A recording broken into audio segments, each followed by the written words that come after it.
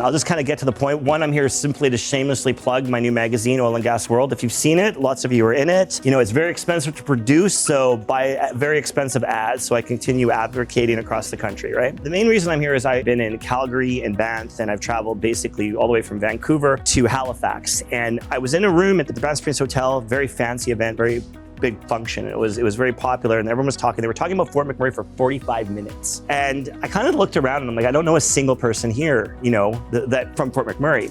So I asked a simple question. I'm like, anyone who's actually been to Fort McMurray, can you please raise your hands? And only 2 people in that packed room raised their hands. Yet they spent all this time talking about our future, camp and oil prices and who lives where or whatever like that. So then I got to think there is this massive disconnect between Fort McMurray and Calgary, and the decision makers that make a lot of decisions that affect us are in Calgary. So I thought, you know, I'm going to start doing events. I talked to Steve, who is Steve, everyone introduced Steve Major here. He's a CO, which is a Canadian Energy Executive Association, as well as a partner in Bennett Jones Law Firm in Calgary. And we got to talking a lot. And I said, like, have you been to Fort McMurray? So he's like, I'd love to come up. So he's been here a couple of days with Steve in Buffalo as well. Yesterday, for the first time, he got to see the oil sands. We chartered a helicopter. Paul Spring gave us a proper tour. And I thought, I'm going to do my best working with the Goloskys in our office here to do as many of these events as possible. I'm going to be bringing Brett Wilson here. I'm going to be hosting a lot of things, because if we want to make our community better and advocate, we need to have far more influence. We need to be in the rooms of the events that they're hosting too. So before I hand it over, I'm going to introduce everyone in this room. I'll hand it over to him.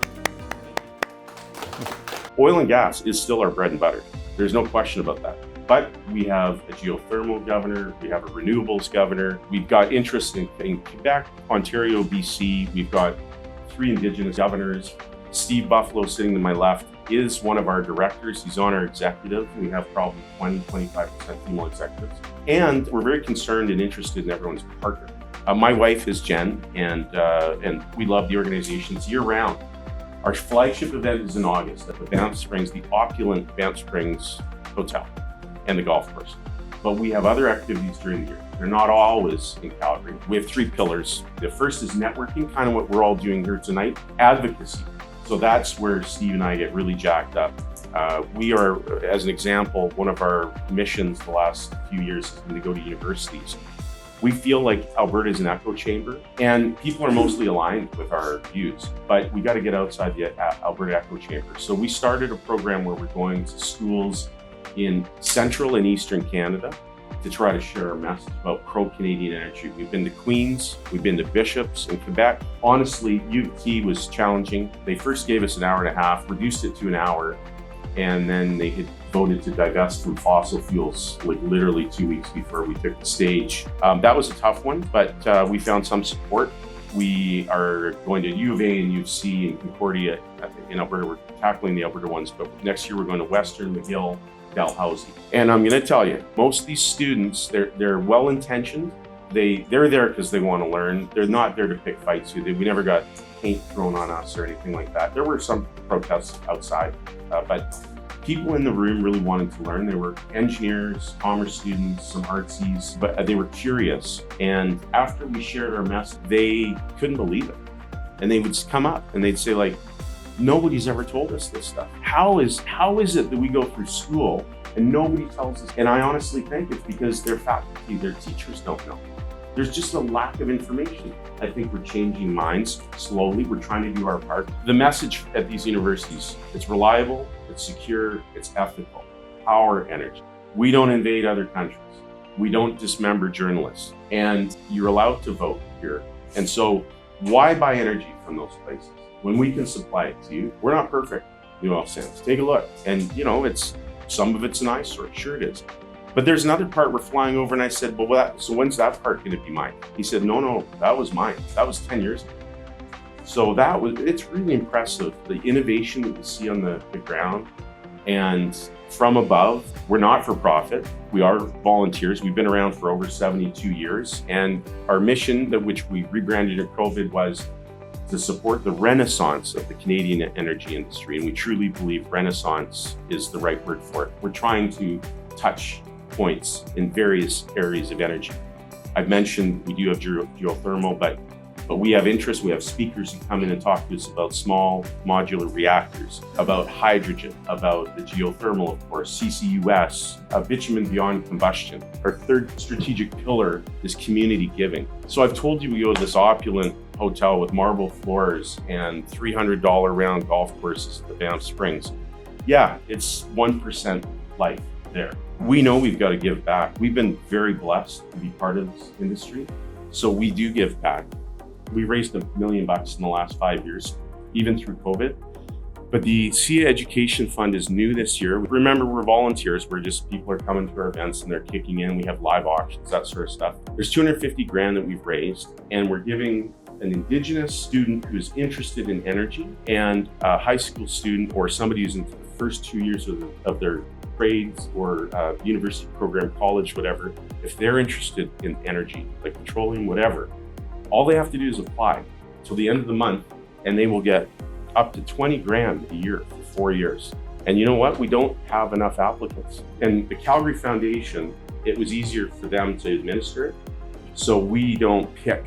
We don't say, oh, you know, Robbie's nephew gets it or whatever. It's chosen meritocracy and all that stuff.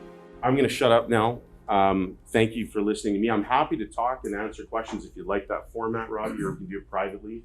And now, Elvis is in the room. I first want to acknowledge the treaty area that I'm in and the Métis communities that are around it. It's always an honor to go to different territories, and you know, I didn't expect to be speaking here today, to be honest. And I was hoping just to meet a whole bunch of everybody here. I want to thank Robbie and our host Doug and Carol for hosting us. It's been such a pleasure, and I've been here before for the conference and everything like that, but the first time I got to see the oil sands and the mines, and it was truly spectacular. A lot of things come to your head when you see all of that. The impact that this town and this communities and the nations involved and what it has, the ripple effect for Canada. I'm just so glad that nations are participating, the settlements are participating, and that the door is open for business, you know, to work together. I'll be the first to say no one really wins in court, except I know a litigator will win in court. I won't mention any names, but you know what I mean, right? You know, I think we're past that. I think we're moving forward in regards to working together. Today we're talking about Guyano College. Great word, Guyano. It means us, all of us. You know, it's important that we keep moving together. I'm very fortunate to be part of this organization, CCUS. You know, at first I wasn't sure. You know, they're pretty intimidating. But by the end of it, in my view, in the oil and gas sector, they really opened the door for business, joint ventures, and working together. I think, you know, they led the way in that. Well, a lot of our communities now are benefiting from this partnership. You know, we have a really bad regulator in Indian country. You know, we have Indian Oil and Gas Canada, and they fail to regulate. So we have a whole bunch of orphaned and abandoned wells on our land, which no one's going to clean up but us. You know, very fortunate that this program came from the federal government, and very thankful that Premier of the day, Jason Kenney, gave us an opportunity to start working towards reclamation. We did $130 million worth of reclamation in our lands. It wasn't IRC, it was the nations themselves. They picked the contractor, they picked the wells, and had the subcontractors. And all we did was make sure that the money flowed, and it was great. You know, and we trained a lot of young people during COVID. We trained over 300 people on reclamation. Now we have phase 2 environmental training coming with drone training. It's kind of interesting, but you know, the Creator works in unbelievable ways. And today, I'm hearing in great detail from Doug about reclamation and cleaning lands and working together. You know, and it's just, there's a reason why I was supposed to be here, and I think it was to hear that from Doug. I'm very optimistic that working with industry and doing that is key. As we progress forward, you know, again, I want to thank our Premier and every other Notre Dame hound in the room that we have the Alberta Indigenous Opportunities Corporation. We have 4 deals ready to go, and there's not enough government backstop to cover those 4 deals. But that's a good problem. You know, it just means that we're all working together and that we're trying to, from my standpoint, how I see it for the nations, we're trying to end poverty. Secondly, from the industry standpoint, you're seeing projects move forward and companies be strong. But, you know, it doesn't happen without working together. And I'm very thankful for that. But we're up against an animal that's really tough. You know, there's people speaking on our behalf saying that they speak for us. And they say, no, we're all against oil and gas, we're against pipelines, which isn't true. You know, in 2016, we did a pipeline conference in Calgary. Prior to that, fires happened here, unfortunately. So it delayed us to move it to October. And again, the Creator works in crazy ways, because at the time we were told, you got Greenpeace coming to protest your conference. And all we're doing was talking about pipelines and bringing the room together. During that time, we pushed it to October. I was getting threatened. You know, I had environmentalists phoning saying they're going to kill me outside my office. That's how crazy it is. You know, I'm like, okay, well, today's the day. It's the day. But it's told me that this is very important, that I'm getting calls from these people that stop this, because we're just going to talk about it. And at that time, in 2016, it is probably like a really bad sock hop, because on one side of the room, we had non-Indigenous, I'll just say it, white people on one side, and the Indians on the other side.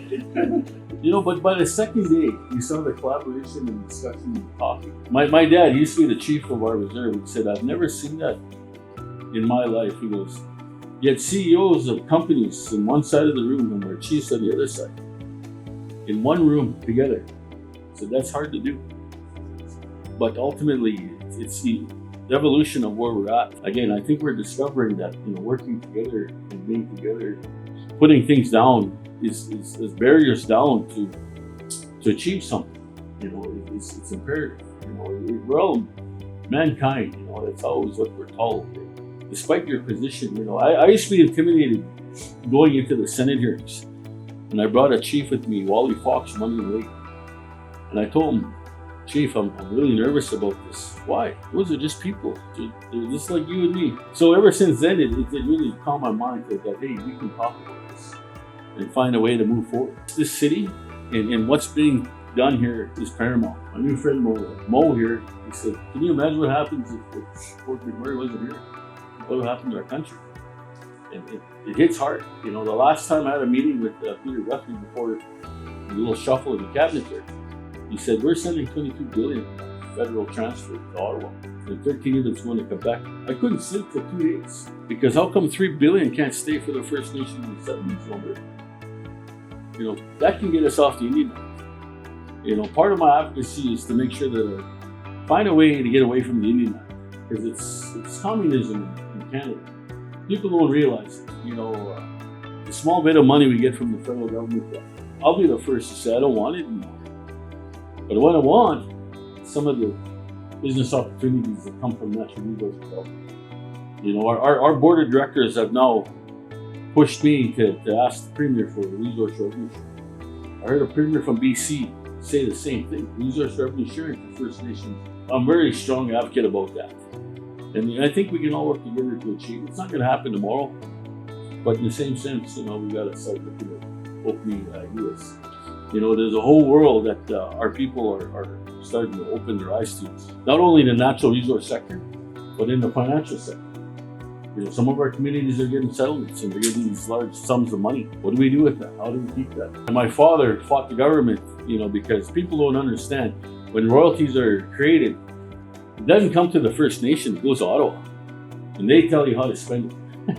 So my dad went to ask for money to build 20 houses. And he was told to F off and get out of the office. So our elders told him, well, sue them. 18 years in court. We didn't win on the interest, but where we won was control of our royalty money. And that was over 18 years ago. And at the time, it was $350 million. And this is why people don't like my dad in my community. He locked it up so tight that you can't get at the capital. We have a board of directors for our trust. 18 years ago, it was $350 million. Today, it's $585 million. And that's what subsidized and made our community work, because that industry, the financial industry. And again, it's opening our eyes to what can be done. You know, like we don't want to get this money and just spend it all and what have you. It's got to have some longevity. All I can say from here on out is that I'm going to do what I can to help First Nations, and I'm so open to working with all types of people in businesses and companies and organizations to ensure that First Nations have a right to at least say yes or no, find a model that could work for everybody. Being part of the Canadian Energy Executive Association really opened a different door that I've never seen. I've never seen a lot of these discussions, and to be a part of this organization, you're connected on what's happening. I never used to care about politics until I started hanging out with these guys. Never drank red wine until I hung out with these guys. But it's been a positive experience, and again, it's to the point where a lot of my friendships that we have, I never would have ever thought I had. I don't see that there's a difference between us, other than someone might look at us, well, you're Indian, he's white. Doesn't matter. It's just working together. I definitely want to continue to help out. I feel what he's trying to accomplish by bringing some of the people from Calgary up here. And I think that's an easy fix. Golf tournament brings people out, and gatherings like such as this, having functions and keynote speakers up here would be great. This is a beautiful city we have. And the reclamation that the Creator's given us by the areas that have been affected by the fire, coming back. It's beautiful. I want to thank again our hosts for having us here. I really appreciate it. I'll be up again. But thank you to everybody and everyone that